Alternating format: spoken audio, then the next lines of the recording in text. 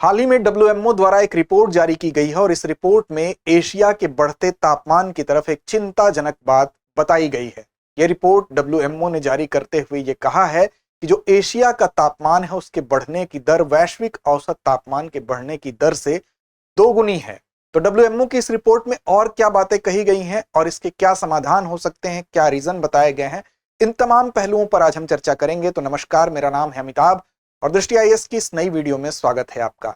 दरअसल डब्ल्यूएमओ के द्वारा एक रिपोर्ट जारी की गई, उस रिपोर्ट का नाम है state of climate in Asia 2024 और इसी रिपोर्ट में ये बातें बताई गई हैं जिसके आधार पर आज के इस न्यूज का सिलेक्शन हमने किया है।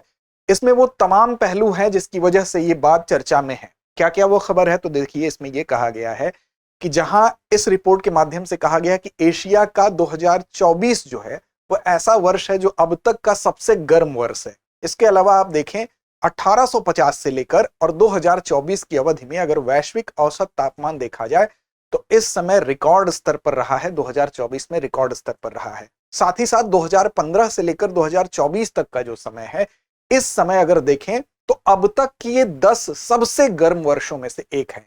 अब एशिया में समुद्री सतह के तापमान की तरफ भी इस रिपोर्ट में इशारा किया गया है कि वो भी, उसमें भी जो वृद्धि है, उसके लेवल में जो वृद्धि है वो लगातार हो रही है। और अगर वैश्विक औसत से इसकी तुलना की गई है तो बताया गया है इस रिपोर्ट में कि वैश्विक औसत से समुद्री सतह के तापमान और समुद्री स्तर में 2 गुनी वृद्धि हुई है। विशेष तौर पर एशिया को लेकर ये एक चिंताजनक बात है। साथ ही साथ 1993 से अब तक की सबसे व्यापक समुद्री हीट वेव भी दर्ज की गई है, यानी कि समुद्रों में जो हीट वेव चल रही है वो भी 1993 से अगर देखा जाए तो अब तक सबसे ज्यादा गर्म उसकी जो है स्थिति बताई गई है। इसके अलावा इसके कुछ समाधान के विषय में भी इशारा किया गया है कि अब यह जरूरी है कि इसके लिए स्थानीय समाधान, वैज्ञानिक, तकनीकी और नीतिगत सहयोग, इन तीनों स्तंभों पर एक साथ विचार करने की जरूरत है। तो आइए एक एक करके देखते हैं। डब्ल्यूएमओ की ये रिपोर्ट है, रिपोर्ट का नाम है state of the climate in Asia 2024 और एशिया का 2024 अब तक का सबसे गर्म साल भी बताया गया है। और ये सारी बातें जो अभी हमने आपको कही, ये सारी बातों की वजह से ही यह खबर चर्चा में बनी हुई है। अब साथ साथ इसमें कुछ अन्य पहलुओं को बताया गया है कि एशिया में जलवायु परिवर्तन की स्थिति की तरफ इशारा करती ये रिपोर्ट क्या कह रही है डब्ल्यूएमओ की, तो कह रही है कि एशिया जो है वो वैश्विक औसत की तुलना में 2 गुनी गति से अगर गर्म हो रहा है तो ऐसी दिशा में एशिया के लिए जरूर एक चिंता की बात है। क्योंकि इससे क्या होगा, तो देखिए एशिया में जो ग्लेशियर्स हैं, अगर इसी तरह से तापमान बढ़ेगा तो ग्लेशियर्स के पिघलने की दर बढ़ेगी। तो ग्लेशियरों का जो पिघलना है वो लगातार देखा जा रहा है और इसका उदाहरण भी इस रिपोर्ट में बताया गया और ये कहा गया कि जो ग्लेशियर मास बैलेंस है, ग्लेशियर मास बैलेंस का मतलब हुआ कि जो ग्लेशियरों के अगर जमने की दर, उनके पिघलने की दर, दोनों में एक बैलेंस बना हुआ, एक संतुलन बना हुआ है तो उनका द्रव्यमान कम नहीं होगा।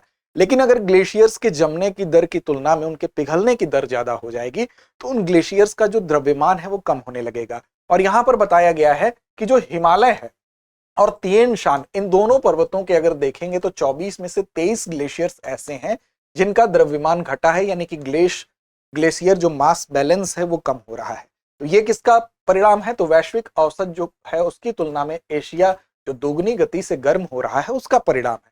साथ ही साथ ये बताया गया है जो ऐसी दिशा में अब इसके परिणाम क्या हो सकते हैं, तो जो ग्लेशियर है उनके पिघलने की वजह से झीलें बन जाती हैं और उन झीलों में पानी जब ज्यादा हो जाएगा तो वो ब्रस्ट करेगा और उसमें वो झीलों का जो विस्फोट होगा पानी का वो नीचे की तरफ बढ़ेगा और पर्वतों के ऊपर इस तरह की जो झीलें बनती हैं उनका पानी जब नीचे आता है तो बहुत वेग से आता है, अपने साथ ढेर सारे मलबे लेकर आता है और विनाशक परिणाम उत्पन्न करता है, जिसको कि आपने ग्लेशियल लेक आउटबर्स्ट फ्लड के रूप में पढ़ा होगा। तो GLOF यानी ग्लेशियर झील जो विस्फोट की घटना है वो इसका परिणाम हो सकती है और हुई भी है, घटनाएं देखने में मिली भी हैं।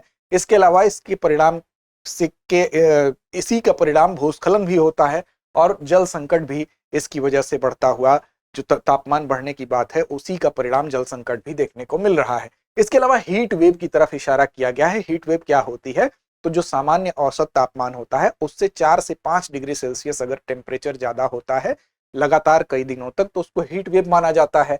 तो किसी भी क्षेत्र का एक औसत टेम्परेचर होगा और 4 से 5 डिग्री सेल्सियस अगर लगातार कई दिनों तक होगा तो हीट वेव की कंडीशन आएगी। इसी का परिणाम है, हीट वेव से भी काफी नुकसान हुआ है। अप्रैल से नवंबर तक पूर्वी एशिया इससे काफी प्रभावित रहा। विशेष रूप में भारत की अगर बात करें तो हीट वेव से 450 से अधिक लोगों की मृत्यु तक हो गई। और भारत ही नहीं बल्कि जापान, कोरिया, चीन में भी तापमान ने अपना रिकॉर्ड तोड़ा है। इसके अलावा उष्णकटिबंधीय चक्रवात की तरफ भी इशारा किया गया है इस रिपोर्ट में, और कहा गया कि जो लगातार चक्रवात देखने में आए, उन्होंने जो विनाश लीला रची, वो भी इशारा करते हैं इसी की तरफ कि एशिया को अब सचेत होने की जरूरत है। और वो सिर्फ केवल ऐसा नहीं है कि केवल पॉलिसीज में सचेत होने की जरूरत है, बल्कि स्थानीय समाधान ढूंढना होगा, उसके लिए वैज्ञानिक तकनीकी ढूंढनी होगी, नीतिगत सहयोग करना होगा और इन स्तंभों पर गंभीरता से विचार करना होगा। बंगाल की खाड़ी में 3 ऐसे उष्णकटिबंधीय चक्रवात आए, जिसमें रेमल, दाना, फिंगल का नाम यहाँ पर बताया गया है। इसके अलावा अरब सागर में एक चक्रवात असना का नाम बताया गया है। रेमल ने बांग्लादेश और भारत के जो पश्चिम बंगाल है वहां पर काफी तबाही मचाई थी। और असना की बात करें तो अरब सागर की एक दुर्लभ घटना थी, जो 1891 से अब तक केवल 3 बार ही इतनी ज्यादा तबाही देखने को मिली थी इस क्षेत्र में। अब सूखा और कृषि पर भी प्रभाव के बारे में यहाँ पर डब्ल्यूएमओ की इस रिपोर्ट में कहा गया है। State of climate in Asia 2024 की रिपोर्ट में चीन में बताया गया है कि लगभग 4.8 मिलियन लोग इससे प्रभावित हुए। 3.35 लाख हेक्टेयर फसल बर्बाद हो गई, नष्ट हो गई। और 2.89 अरब युआन यानी कि वहां की मुद्रा है, उसका सीधा नुकसान देखने को मिला। ये चीन के आंकड़े बताए जा रहे हैं। म्यांमार में कहा गया कि वहां चांग जो है जगह, वहां पर जो टेम्परेचर है, तापमान 48.2 डिग्री सेल्सियस रिकॉर्ड किया गया। और ये वहां का अब तक का रिकॉर्ड तापमान है। इतना तापमान वहां कभी हुआ ही नहीं था। तो राष्ट्रीय अधिकतम तापमान भी म्यांमार का बना चांग में 48.2 डिग्री सेल्सियस। ये सारे दुष्परिणाम बताए जा रहे हैं किसके? तो ग्लोबल वार्मिंग के परिणाम ये बताए जा रहे हैं। थाईलैंड की बात कर लें तो उत्तर पूर्वी क्षेत्र में तापमान औसत से 5 डिग्री सेल्सियस अधिक पाया गया। इसके अलावा भारत की अगर बात करें तो इस आंकड़े में आप देख सकते हैं कि 1300 लोग बिजली गिरने से मरे। अब बिजली गिरना एक दूसरे पहलू की बात कर लें, उससे भी मरे। अकेले 10 जुलाई को ही 72 लोगों की मृत्यु हो गई थी बिजली गिरने से। तो ये प्राकृतिक आपदाएं हैं। कई राज्य यूपी, एमपी, महाराष्ट्र, राजस्थान, झारखंड इससे प्रभावित रहे हैं। अब रिपोर्ट में संकेत तो दिए ही गए और चेतावनी भी दी गई। क्या कहा गया कि इससे सचेत होने की जरूरत है। अब इसमें विशेष तौर पर समुद्री सतह का जो तापमान है उसमें वृद्धि की बात की गई है। और ये कहा गया है कि समुद्री सतह का तापमान बढ़ रहा है। ग्लेशियर्स के लगातार पिघलने से, ग्लोबल वार्मिंग की वजह से ग्लेशियर्स पिघल रहे हैं, समुद्री सतह का तापमान भी बढ़ रहा है। और इससे क्या होगा, जो समुद्री सतह का अगर तापमान बढ़ेगा तो एक तो जो चक्रवात होते हैं उन पर प्रभाव पड़ता है, उनकी इंटेंसिटी बढ़ जाती है, तीव्रता बढ़ जाती है। इसके अलावा यहाँ पर जो जैव विविधता, जो मैरीन बायोडाइवर्सिटी है, वो प्रभावित होती है। यहाँ की जो मछलियां होती हैं वो प्रभावित होंगी, उसके अंदर की जो जीव होंगे वो प्रभावित होंगे। मैंग्रोव्स पर प्रभाव पड़ेगा, मछली पालन पर प्रभाव पड़ेगा। तो समुद्री सतह के तापमान में वृद्धि एक पहलू है। दूसरा, ग्लेशियर्स के पिघलने से जो GLOF यानी झील में विस्फोट होने की घटना है, ग्लेशियर लेक आउटब्रस्ट की घटना है, वो होने का चांस बढ़ रहा है। जल स्रोतों का संकट बढ़ रहा है। भारी बारिश और भूस्खलन की घटनाएं लगातार देखने को मिली है एशिया में। कई उदाहरण यहाँ नीचे दिए गए हैं, जैसे केरल के वायनाड की घटना। आप जान रहे हैं कि वहां पर 30 जुलाई को 500 मिलीमीटर बारिश हो गई। 350 से ज्यादा लोग वहां पर, उन लोगों की मृत्यु हो जाती है। नेपाल की बात यहाँ पर उदाहरण दिया गया है कि सितंबर में वहां भी बाढ़ आई, 246 मौतें हुई, 12.85 अरब का नुकसान हुआ। सिर्फ जन का ही नुकसान नहीं है, धन की भी हानि हो रही है। इसी तरह से सऊदी अरब की बात की जा रही है। मक्का में जून में जो टेम्परेचर है 49 डिग्री सेल्सियस, जो कि रिकॉर्ड है अब तक का वहां का, ये दर्ज किया गया। इसके अलावा श्रीलंका में चक्रवात फेंगल आया, जिससे 5000 लोग विस्थापित हुए, 18 लोग की मृत्यु होती है।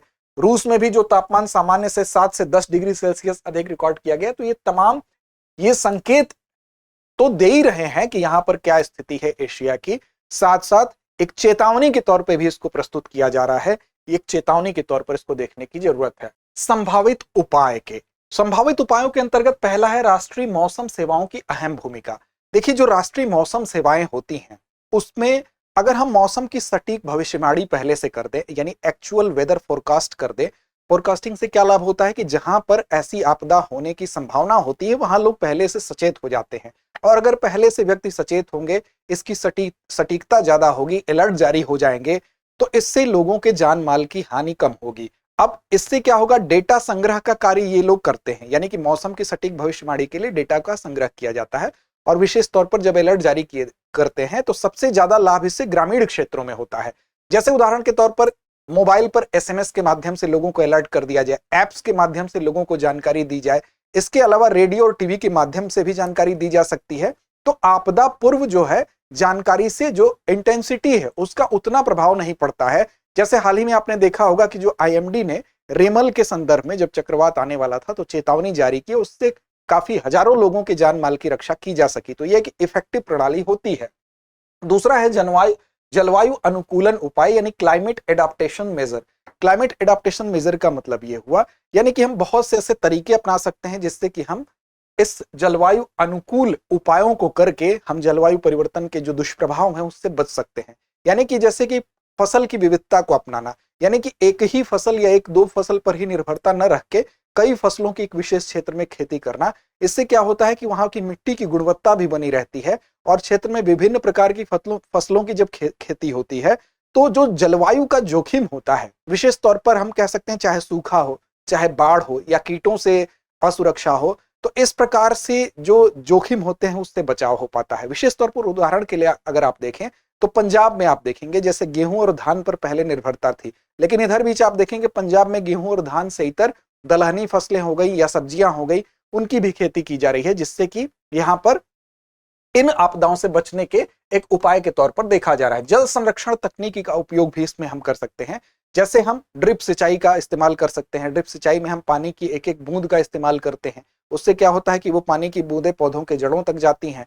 इसके अलावा एक और पद्धति होती है जल सिंचाई के माध्यम से, जिसे मल्चिंग कहते हैं, मल्चिंग पद्धति कहते हैं। इसमें पौधों के चारों ओर क्या करते हैं, हम पत्तों या प्लास्टिक से एक परत बिछाकर उसमें नमी बनाए रखते हैं, तो ये भी तकनीकी होती है, उसका इस्तेमाल किया जाता है। इसके अलावा वाटर हार्वेस्टिंग यानी वर्षा जल का संचयन हम कर सकते हैं, ये एक अच्छी तकनीकी हो सकती है। तो ये वो तकनीकी है जिससे कि हम जलवायु अनुकूल उपाय वो हैं जिसको अपना के हम इनके इंटेंसिटी को कम कर सकते हैं। बाढ़ और चक्रवात पूर्व जो चेतावनी तंत्र है उसको ज्यादा से ज्यादा मजबूत कर सकते हैं। समुद्र तटीय सुरक्षा यानी ऊंचाई वाले बांध और समुद्र तट जो होते हैं उसका संरक्षण किया जाए। समुद्र तट का संरक्षण करने से क्या होता है, जो समुद्री आपदाएं आने वाली होती हैं तो उसके प्रभाव को कम किया जा सकता है। और विशेष तौर पर अगर आप देखें जैसे अर्ली वार्निंग सिस्टम होंगे, उसको अगर हम ठीक कर लेंगे तो फ्लड हो गया या साइक्लोन हो गया, इन दोनों कंडीशन में अर्ली वार्निंग सिस्टम एक कारगर भूमिका निभा सकता है। इसके अलावा आप देख रहे हैं कि जो मुंबई और चेन्नई है वहां पर समुद्र के पास ही जो वॉल्स बनाई जा रहे हैं, सी वॉल्स बनाई जा रही हैं, वो विशेष तौर पर इस दिशा के प्रयास के तौर पर उदाहरण के तौर पर आप देख सकते हैं। इसके अलावा जो मैंग्रोव्स होते हैं, मैंग्रोव्स बेसिकली एक ऐसी वनस्पति है जो कि प्राकृतिक बाड़ के तौर पर ये काम करती है। हम कहें कि एक प्राकृतिक दीवार अगर ये है जो कि जो चक्रवात होते हैं या समुद्री आपदाएं होती हैं उनके इंटेंसिटी को कम करते हैं, तो ये गलत नहीं है। तो मैंग्रोव वनस्पति इसमें महत्वपूर्ण भूमिका निभाती है, तो उसका संरक्षण भी हमें करना चाहिए। इसके अलावा नगरीय योजनाओं में जलवायु जोखिम को भी शामिल करना चाहिए। हम जब भी अर्बन प्लानिंग करते हैं तो उन अर्बन प्लानिंग को इस तरीके से किया जाए कि उसमें जलवायु परिवर्तन से निपटने वाली जो उसके जो दुष्प्रभाव हैं उससे निपटने की जो टेक्निक है वो उसको भी अर्बन प्लानिंग में शामिल करना चाहिए। जैसे इसका उदाहरण पुणे ने बहुत अच्छा प्रस्तुत किया है। पुणे स्मार्ट सिटी में आप देखेंगे कि ग्रीन स्पेस वहां पर बनाया गया है, साथ साथ वर्षा जल संचयन को भी उसमें शामिल किया गया है, एनर्जी एफिशिएंट बिल्डिंग्स बनाई गई हैं वहां पर। तो ये सभी अगर हम अर्बन प्लानिंग में अपने ऑलरेडी शामिल कर लें तो ये एक बेहतर उपाय के तौर पर देखा जा सकता है। साथ ही साथ अंतर्राष्ट्रीय सहयोग इसमें बहुत महत्वपूर्ण होगा, क्योंकि क्षेत्रीय स्तर पर आपदा प्रबंधन और संसाधन करना जरूरी है। इसके लिए जरूरी क्या है कि हम राष्ट्रीय अंतर्राष्ट्रीय स्तर पर सहयोग करें। जैसे अगर आप देख सकते हैं सार्क जो सार्क की अगर हम बात कर लें तो सार्क ने डिजास्टर मैनेजमेंट सेंटर यानी एसडीएमसी बनाया, 2006 में इसको एस्टेब्लिश किया गया। इसकी स्थापना नई दिल्ली में ही हुई थी, फिर से इसका पुनर्गठन हुआ 2016 में, और फिर एसडीएमसी की एक यूनिट गांधीनगर में भी एस्टेब्लिश की गई, गांधीनगर गुजरात में। अब ये क्या है, तो ये एक क्षेत्रीय संगठनात्मक इकाई है जो कि आपदाओं के प्रभाव को कम करने के लिए क्षेत्रीय सहयोग को बढ़ावा देती है। तो इस तरह के प्रयास अंतर्राष्ट्रीय सहयोग के साथ साथ क्षेत्रीय स्तर पर भी करने से आपदा प्रबंधन और उसके संसाधन को साझा करने से बेहतर तरीके से निपटा जा सकता है। यानी कि ये समाधान स्थानीय स्तर पर भी हो, ये समाधान अंतर्राष्ट्रीय स्तर पर भी हो, जिससे कि क्या हो, वैज्ञानिक तकनीक का जब इम्प्लीमेंटेशन स्थानीय और क्षेत्रीय दोनों स्तरों पर किया जाएगा तो हमारी पॉलिसी भी जब इसमें मिलेगी तो इन तीनों के बीच में एक नीतिगत सहयोग देखने को मिलेगा और तीनों स्तंभों को एक साथ हम मजबूत करके आपदा प्रबंधन से बेहतर तरीके से इन चुनौतियों को हम निपटने में सक्षम होंगे। जैसे जलवायु संकट की अगर हम बात करें तो ये कोई सीमा नहीं देखता है ये किसी को भी नुकसान पहुंचा देता है, इसलिए इसमें क्षेत्रीय और वैश्विक दोनों सहयोग जरूरी हो जाता है। जैसे सेंट्रल एशिया की बात कर ले, हिमालय, दक्षिण एशिया, यहाँ पर जो बाढ़ की कंडीशन है, इसमें अगर डेटा शेयरिंग की जाएगी सबके माध्यम से, तो हम उसको जो चेतावनी देंगे उसको समय पर सबको प्रोवाइड करा पाएंगे और इससे हम बेहतर तरीके से निपट पाएंगे। जैसे Sendai framework for disaster risk reduction 2015-30 है, इसके तहत सभी देश क्या करते हैं, मिलकर आपदा प्रबंधन की रणनीतियां बनाते हैं। तो इसी तरह से एक सहयोग, साझा सहयोग के माध्यम से, चाहे वो डेटा शेयरिंग हो, चाहे इनसे निपटने के बारे में जो प्रयास हैं या पॉलिसी मेकिंग हो, ये सब अगर क्षेत्रीय और अंतर्राष्ट्रीय और वैश्विक स्तर पर मिलकर किए जाएं तो इसका प्रभाव और बेहतर देखने को मिलेगा। अंत में हम आते हैं एक अभ्यास प्रश्न पर और इस अभ्यास प्रश्न की जिम्मेदारी छोड़ते हैं आपके ऊपर। आज का प्रश्न है कि निम्न में से कौन से चक्रवात 2024 में बंगाल की खाड़ी में बने। विकल्प आपके सामने है रेमल असना फिंगल, रेमल दाना फिंगल, दाना असना निसर्ग या असना वायु फिंगल। तो इस प्रश्न का सही और सटीक जवाब देना ना भूलें। लड़ते रहें, अपने लक्ष्य की ओर बढ़ते रहें। डियर व्यूअर्स, अपने एग्जाम की तैयारी को और बेहतर करने के लिए हमारे चैनल को लाइक, शेयर और सब्सक्राइब करना न भूलें।